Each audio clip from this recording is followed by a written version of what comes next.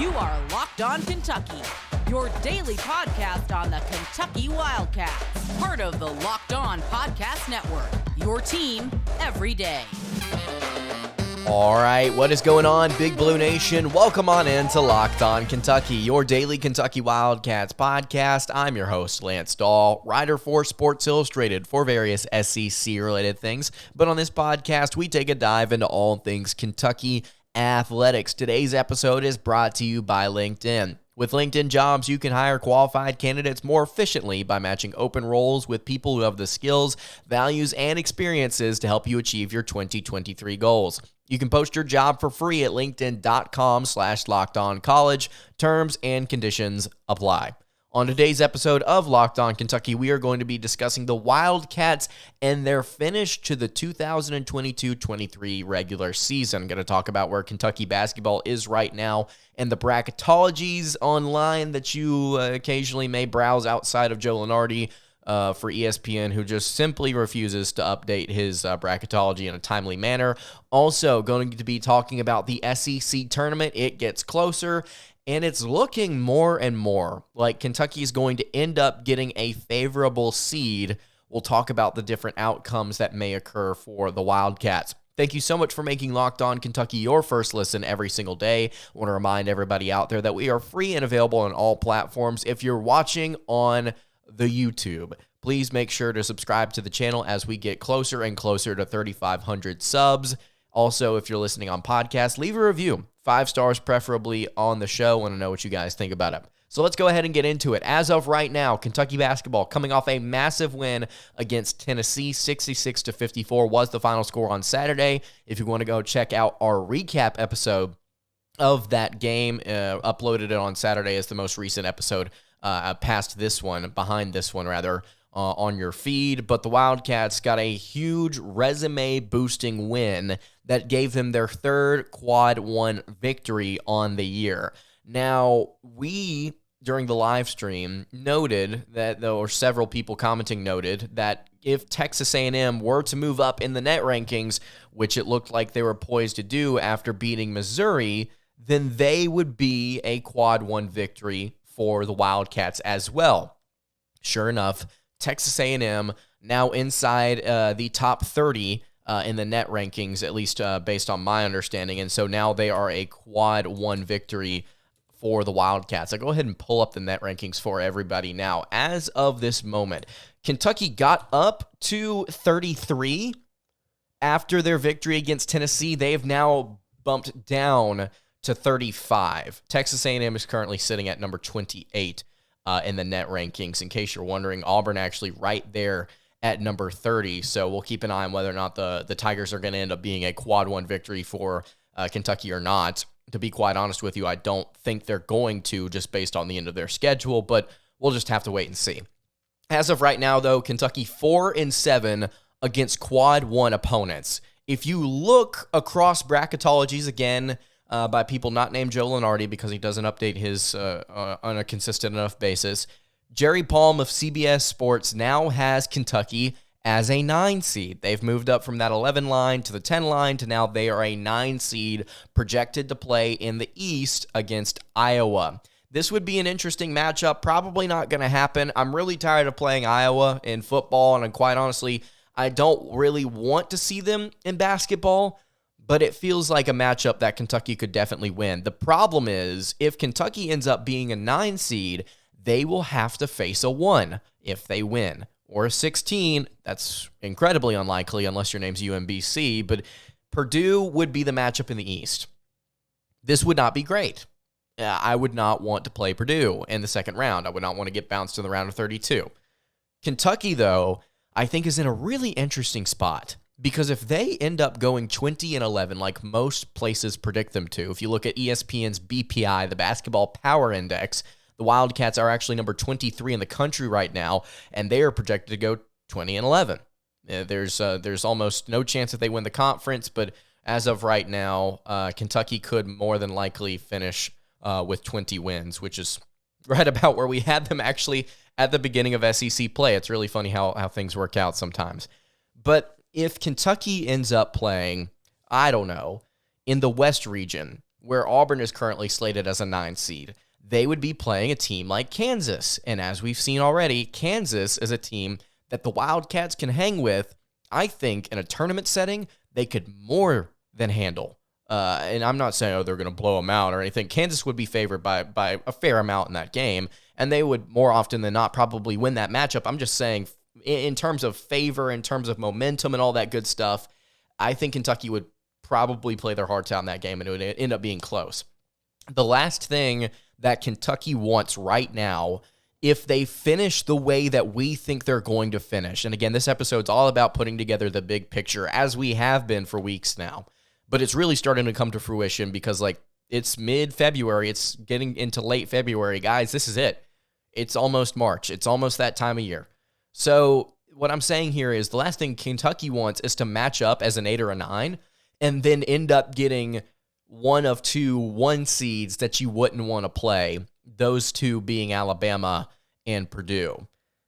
That would be ugly. I would not want Kentucky, if we're talking about them making some type of run, especially given the roster situation, playing Purdue or Alabama would be not fun. Houston wouldn't be fun. To be honest with you, Kansas, who I think is the weakest 1 seed according to CBS, would probably be the most favorable matchup.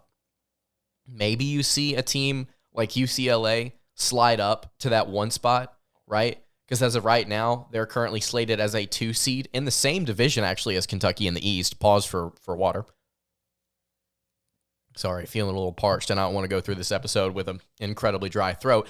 But my point being here is that UCLA could slide up. Maybe you see Kentucky land in that same division or region of the bracket, rather, I should say. Maybe you see them work their way up. Oh, well, here's the other reality. And I'm not just rambling here. I've got notes. Here's the other reality. We could talk all we want about these 1 seeds sliding down or these 2 seeds sliding up. Here's the situation, though. Kentucky right now is going to be somewhere between a 10 or a 7 seed. I don't think they're going to be able to make their way up to a 6. Because here's the situation. If you win out, that means you will have at least 2 more quad 1 victories, Florida and Arkansas, right? And then if you win the SEC tournament, you would have, well, in this scenario, you would have a double bye. And so you would play your quarterfinal game, you'd play your semifinal game, and you'd play the championship. So then you could potentially have 2 more quadrant 1 victories. And I don't think, you would have 2 more quadrant 1 victories unless you maybe played Auburn in a neutral site and you ended up as the 3 seed in the SEC tournament, which we'll talk about this later. But I just don't know if that resume at that point, you would have you would have a positive record against quad 1 opponents. I just don't know if that's enough to bump you up to a 6 seed because of that loss to South Carolina. That loss to South Carolina hurts Kentucky right now. I mean, it just kills the Wildcats. So you're looking at a really interesting way this could play out with Kentucky getting a 2 or a 1 in the round of 32. I personally would rather see a team like Texas or UCLA or maybe even Baylor as a 2. I mean, there's a world here where Kentucky ends up just getting hot and upsetting somebody. So it's an interesting time to be a Wildcat fan, man. We've got some momentum on our side right now. You've got a pretty favorable end to the season, right? Ken Palm thinks that Kentucky's losing this game to Florida. I'm not so sold on that. We're actually going to talk with Tristan Ferris again this week, previewing this game, get some more thoughts on what can happen in that matchup, so stay tuned for that.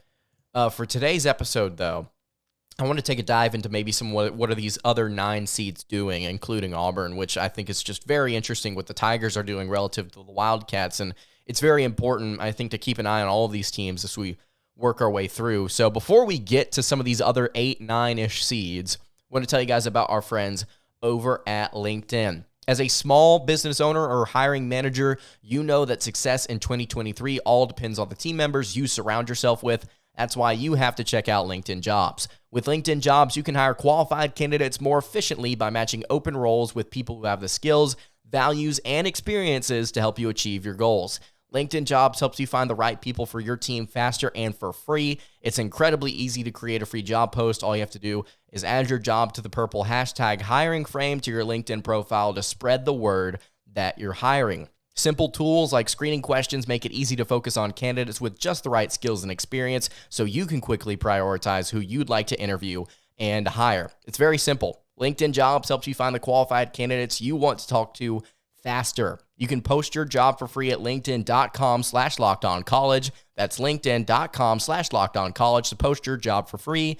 Terms and conditions apply. All right, continuing along here on the Monday edition of Locked On Kentucky. Lance Dawe hanging out here with you.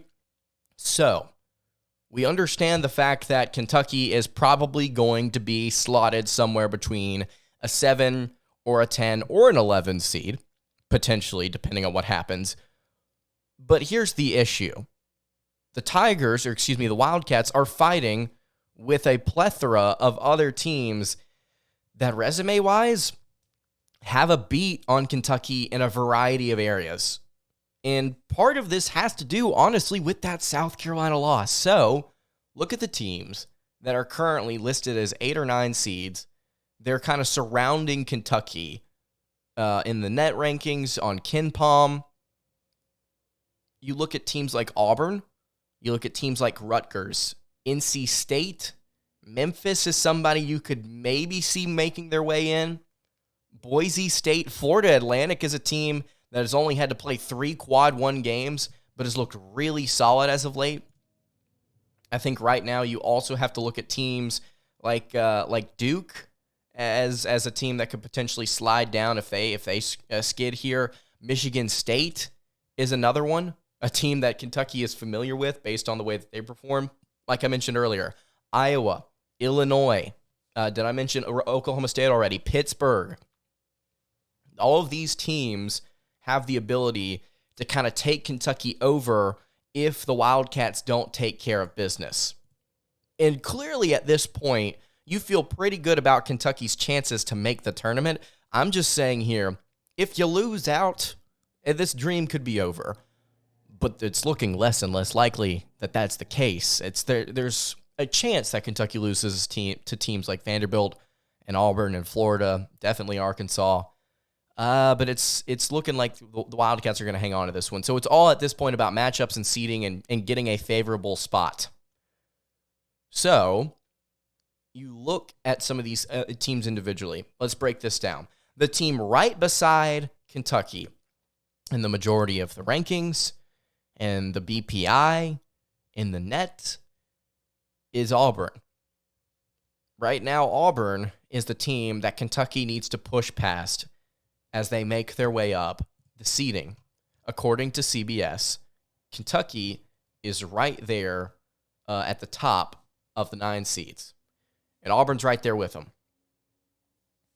You need to beat the Tigers to kind of solidify your place if you want to work your way up this seeding chart.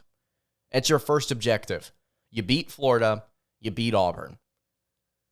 That game still, although it has less implication now because of the fact that you've beaten Tennessee, still has a lot of really important implications for the SEC tournament and the NCAA tournament. You have to take down the Tigers. I know some people have tried to minimalize that. Some Kentucky fans I've talked to, like, it's not as important. No, it is important. It is important. This is the game that is split 50-50 right now. Right now, this is the one. You're not projected to beat Florida. You're not projected to beat Arkansas. Auburn's the 50-50 game. You have to take care of business. You look at teams like NC State, currently 1 spot behind Kentucky in the net, currently 2-4 against quad 1 opponents. The NC State's going to have a lot of help here down the stretch.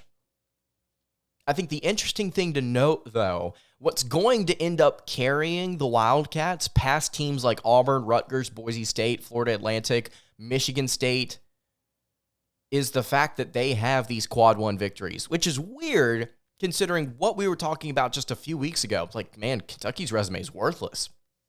Now, all of a sudden, their strength of schedule and their strength of record is starting to climb. It's starting to climb past some of these teams. 4-7, as we've mentioned, is the quad one record for the Wildcats. The other teams surrounding them on the bubble, right now, Rutgers is 4-6 against quad one opponents. Right now, Auburn, who is right ahead of them in a lot of different rankings, is 2-7. Michigan State is going to be a team that if Kentucky can surpass, I mean, that will be impressive because the Spartans are 6-8 against quad one opponents. So if you're able to somehow pass them, Iowa is 7-7.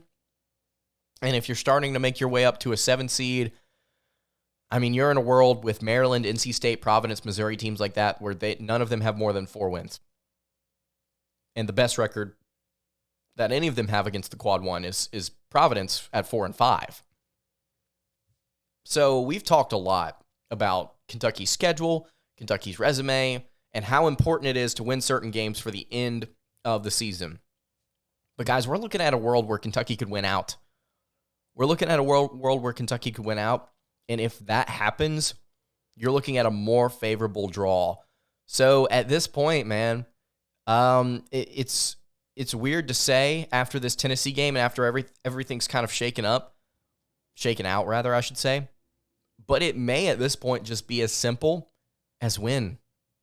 Just win. Keep winning.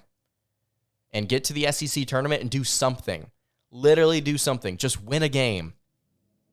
And you'll be in a great spot. I mean, a great spot moving forward. I want to talk a little bit more about the SEC tournament and the implications of these next few games.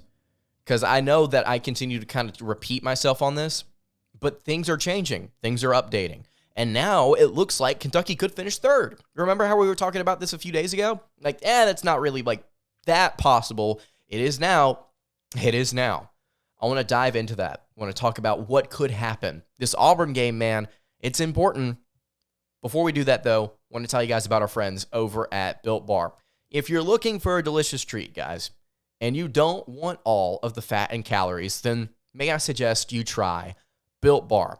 They are absolutely phenomenal. They taste great, but the more important thing about Built Bars is that they're really good for you. So if you're looking for something that is packed with protein, that is great for you to take whenever you're working out, pre or post, and you want something that doesn't necessarily sacrifice the taste of maybe even a candy bar, then Built Bar is absolutely perfect. They're covered in 100% real chocolate, and they come in unbelievably great flavors like churro, coconut almond, peanut butter brownie, salted caramel, cookies and cream, all absolutely delicious. And the biggest thing about these guys, again, is that they have amazing macros, 130 calories, 4 grams of sugar, and a whopping 17 grams of protein. They're really, really good for you, and they taste great as well. And now you don't need to wait around to get a box. So for years here, we've been talking on Locked On about how you can order your Built Bars at Built.com, which you can still do, by the way. But now you can get them at your local Walmart or Sam's Club. So at Walmart, you can get a 4-bar box of cookies and cream, double chocolate, or coconut puffs. If you're near Sam's, you can get a 13-bar box with brownie batter or churro. These are all phenomenal. Or, again, if you can't get to Sam's or Walmart, Built.com is the place to go. Again, Built Bars are really, really good for you, and they taste phenomenal as well. You've got to try some of these, and once you do, you can thank me later. All right, wrapping up the Monday edition of Locked On Kentucky. Lance Dawe hanging out here with you. So, the SEC tournament is coming up, guys. It is about to be here. And as of right now, Kentucky, let me just pull this up just to make sure. Kentucky is 4th in the SEC standings. Technically, right now, if we were to shake things out, they would finish 3rd because they hold a lot of important tiebreakers right now. It's so weird that Arkansas, who was projected to be such a good team, is now slated to finish 9-9 in the league. They're currently 7-7. They've got Bama, Tennessee, and Kentucky at the end here after they play Georgia, all to wrap things up. Arkansas may end up being a problem if they pick up a couple of upset victories, but I doubt it's going to happen. Vanderbilt somehow is now at 8-6. After Auburn lost to Vanderbilt, guys, I told you that game was important. Why did we say it was important? Well, Auburn is now 30th in the net. They will beat Ole Miss, almost certainly. But the issue here is that they have Kentucky, Alabama, and Tennessee to wrap up the season. Auburn needs to stay inside that top 30 if Kentucky wants them to be a quad one victory. If they had beaten Vanderbilt, beaten Ole Miss, and then gone and beaten Tennessee at the end of the year, there's a really good chance that happens. There's a really good chance they stay there. Unfortunately now, we're looking at a world where Auburn could beat Ole Miss, and that be their last win of the year. Even if they beat Tennessee at the end, are they going to bump up that high? I mean, their record's still really weak. At that point, they'd be what, 2-8, 2-9 against quad one opponents before facing off against the Vols? That's not a top 30 team in the net. So you've kind of put yourself in a bad position that you've lost this game to Vanderbilt on the road. And sure, this may not end up being the biggest thing, especially when it comes to getting Kentucky into the tournament, March Madness. But it's very important for seeding that Kentucky gets every single Q1 game as possible. So that hurts. But you're looking at the SEC standings specifically. Auburn's now 8-6, right behind Kentucky at 9-5. The Wildcats, if things play out the way that Kim Palm thinks they will, the Wildcats will finish 4th in the SEC. And you may say, all right, cool, we get to play against Alabama like we didn't want to. But hang on, here's the issue. Kentucky would find itself in sole possession of that 4th seed at 11-7. Tennessee would be 3rd at 12-6. And this is where Auburn comes back into play. If Auburn somehow beats Tennessee at the end of the year, and let's be clear, Auburn has the best chance to beat Tennessee out of the Vols' final 4 remaining opponents. If the Tigers beat the Vols, then both Kentucky and Tennessee would be 11-7, and the Wildcats would then hold the tiebreaker because they swept the Vols this year. Texas A&M, South Carolina, Arkansas, Auburn. Those are the 4 teams Tennessee faces in the year. Tennessee could lose to Texas A&M, and that would put them at 11-7 if the Vols won out after that, right? Who knows? We'll just have to find out.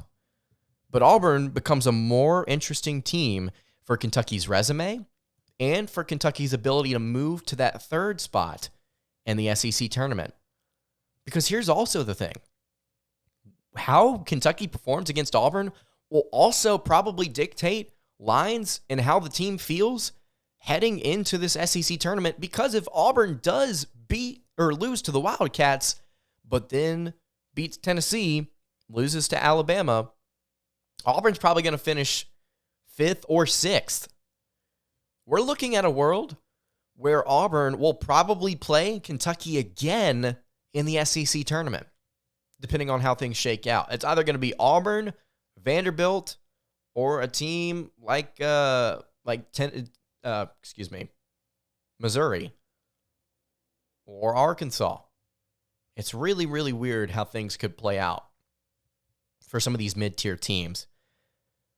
But there's a very realistic chance that if Auburn takes care of what they need to take care of and they catch an L in Rupp Arena, Kentucky ends up in that 3rd spot, and then you start to see the plans that we have discussed on this podcast kind of round into form, right? We start to see Kentucky have a pretty decent matchup against Auburn in the 1st round. You take that, right? Pause for water. You start to see Kentucky maybe, if they win that game, and I'm not saying any of this is guaranteed. Let's be very, very clear. None of this is guaranteed. This is just a hypothetical that is becoming more and more likely as the weeks go on. Kentucky's that 3 seed, they beat Auburn, or they beat whoever. Georgia, LSU, Missouri, Arkansas, whoever finishes in that 6th spot. And then you go and you face off against Texas A&M. More than likely, you face Texas A&M as that 2 seed. Kentucky's already beaten them. and you'll have a pretty decent crowd at hand in Nashville. So that's looking like a possibility. So Kentucky could end up making their way to the championship game just based off of opportunity and getting a good draw. And then you play Alabama. And who knows what happens from there. You're probably catching an L, but there's a realistic opportunity that the Wildcats win this whole thing. Kentucky is poised to finish this year very strong.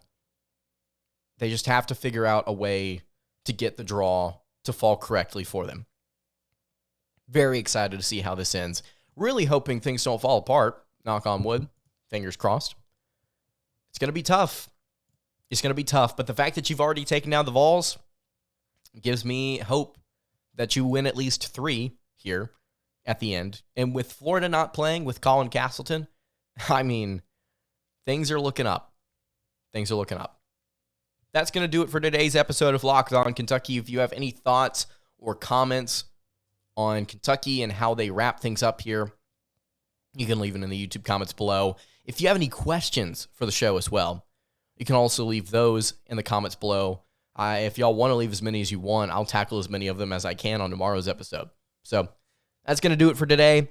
You can follow me on Twitter at @LanceDawe_. And you can follow the show on Instagram at Kentucky Podcast. And you can follow the show on Twitter at LockedOnUK. Again, questions, comments, concerns, leave them in the YouTube comments.